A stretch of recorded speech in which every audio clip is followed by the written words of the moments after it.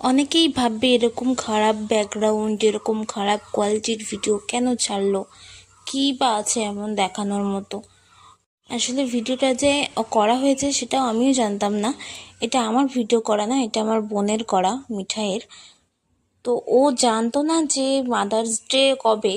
ও ভেবেছে যে ফেসবুকে অনেক পোস্ট দেখেছে, তো ও ভেবেছে মাদার্স ডে হচ্ছে কালকে ছিল, মানে 9 তারিখে ছিল।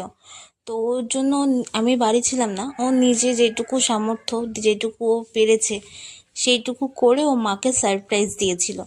তো ব্যাপারটা আমার খুব ভালো লাগলো। আমার কাল যেহেতু প্রচণ্ড ঝড় বৃষ্টি হয়েছিল আমাদের দিকে, তাই কারেন্টও ছিল না, অন্ধকারে ভিডিওটা করেছে। মায়ের জন্য কেক নিয়ে এসেছিল, কলা নিয়ে এসেছিল, দিয়ে একটা ছোট্ট ডেকোরেশন করে মাকে দিয়ে সেটা মাকে সে কেকটা খাইয়েছে, নিজেও খাইয়ে দিয়েছে।